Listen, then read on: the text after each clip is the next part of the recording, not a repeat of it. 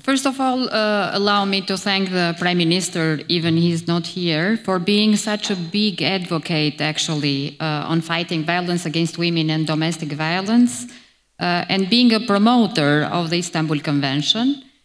Kudos to Croatia on having a national day against domestic violence and violence against women, and remembering the women that lost their lives due to circumstance of domestic violence. I have a pleasure of speaking to you today as the newly elected president of GREVIO, which is the independent monitoring body of the evaluation of the level of the Istanbul Convention. So in this capacity, allow me to thank the organizers for the invitation and for bringing us together here around the topic of integrated approach to combat violence against women and domestic violence. This is at the core of the Istanbul Convention, and in fact, the Convention is the first international treaty to introduce a legal obligation to embed national policies on the prevention, protection, and prosecution of violence against women and domestic violence in a holistic and integrated approach. In addition to requiring an integrated approach, the Convention sets out many detailed measures which state parties are legally binding to implement. So this absolutely might take time, and implementation cannot be expected to happen overnight. But it is absolutely clear that it must be a government objective to work towards its implementation by introducing new policies, new legislation, and revising the existing ones. It also means making available the necessary funding that we all need to do all of that. I will be giving some examples of how this is currently happening and the change that the Convention is creating for women and girls. The Istanbul Convention is indeed a treaty that it is leading to innovation and implementation, and this is a very important message that I want to send in the year of 10th anniversary of its opening for signature. At the same time, it is a very ambitious and comprehensive document which requires a lot of attention and improvement in its implementation. In the GREVIO baseline evaluation projects and reports, the most recent one on Poland, it was published last week, and the report of San Marino, that it will be for publication tomorrow, we point to many shortcomings and areas for improvement. We do this following a robust assessment of national laws and policies from many perspectives. We exchange with many different stakeholders in government, civil society, and in an in-depth dialogue that also looks closely at the implementation in practice. And this has allowed us to truly engage with the state parties and offer a detailed guidance on the next steps of the implementation. An overview of GREVIO's findings, including common trends and challenges, can be found in the midterm horizontal review for the first 17 country reports. This was published this May of this year, and I think that it is an important resource. So I'll go a little bit deeper on the impact of the Istanbul Convention. Trying to give you some examples, I can say that in the area of prevention, GREVIO found that meaningful policy and operational changes have taken place in several countries. In Italy, for instance, the legal obligation for all education and establishment to include the promotion of gender equality and the prevention of gender-based violence and discrimination in their 3-year planning has been introduced. Awareness-raising campaigns are being conducted in many state parties, but GREVIO has found that their focus lies mainly on addressing domestic violence rather than ensuring diversity in the types of violence against women and groups of women exposed to it.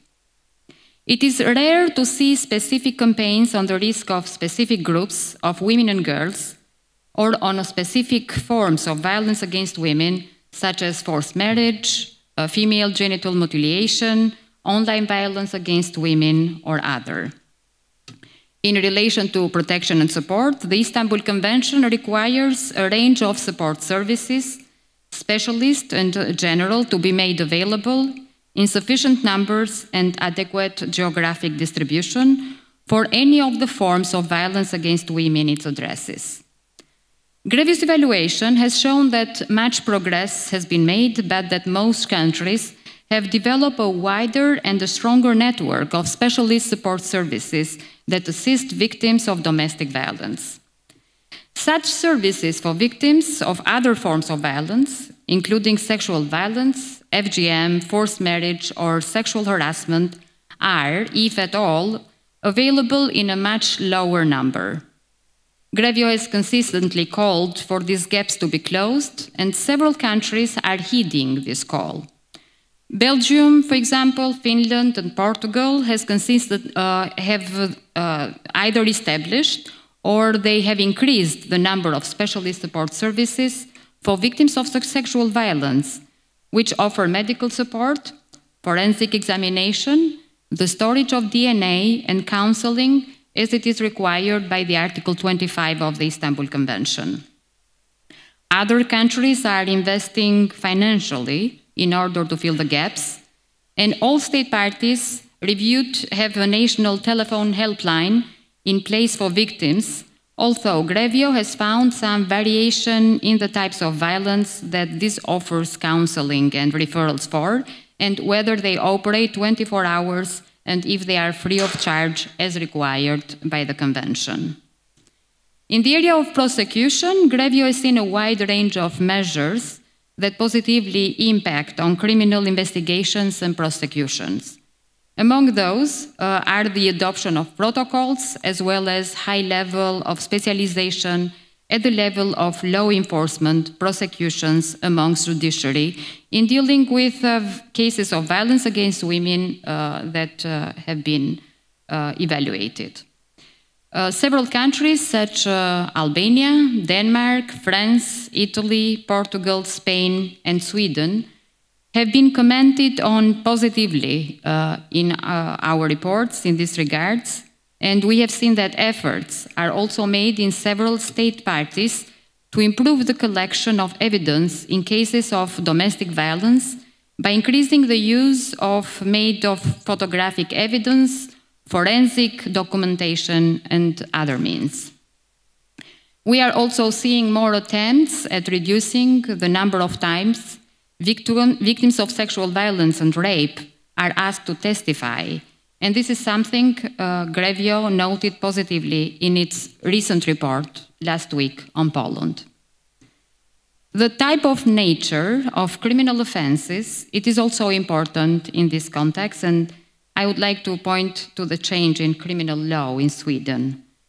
Since the introduction of the concept-based definition of rape in Sweden, as required by the Istanbul Convention, an increase in the number of prosecution and conviction is being witnessed. So the definition of rape is now based on the absence of consent to the sexual act. I would like to go at the end at the fact that why are we here? Because the Convention requires both a comprehensive set of measures to all forms of violence against women and a multi-agency and integrated approach. In our evaluations, we have seen great variance in the extent which that was done. Promising practices exist in terms of comprehensive national action plans to address violence against women in a holistic manner, but elsewhere, action plans need to address forms of violence separately or focus on domestic violence only. Institutional coordination of policy implementation across all relevant actors is beginning to emerge, and the national coordinating bodies designated under Article 10 of the Convention are beginning to play their part in this. At the same time, it is in some state parties, especially at those with a federal system, it is proving difficult to ensure the same degree of application of state policies, resulting in an uneven protection of women victims. Our reports also consistently highlight the need to take in consideration the specific needs of women victims who are subject to intersectional discrimination, such as women from national minorities, Roma women, migrant, asylum-seeking with refugee status, women without a residence permit, women with disabilities, LGBT women, women from rural areas, and women with substance abuse, in order to provide a holistic response to combating violence against women that leaves no woman behind. Because of the discussion, the Convention is leading to, and the change it is creating, it is important to unite behind the Convention and further its implementation so that the impact that this treaty is creating becomes visible to all. It has set a framework for all of us to follow and aspire to, and new measures at any level must support in its aims. We're eager to see the EU Directive on Violence Against Women, as Commissioner Dalli announced, that will be another tool on fighting this crime, because we all know that violence against women is a crime. Being in line with the Istanbul Convention, that will be a complementary tool and effective one to be used at the end. And as a person that are coming with a background in journalism and communication, I would like also to mention our hashtag, Istanbul Convention Saves Lives, which is becoming a new slogan, and I would like you to invite to subscribe to.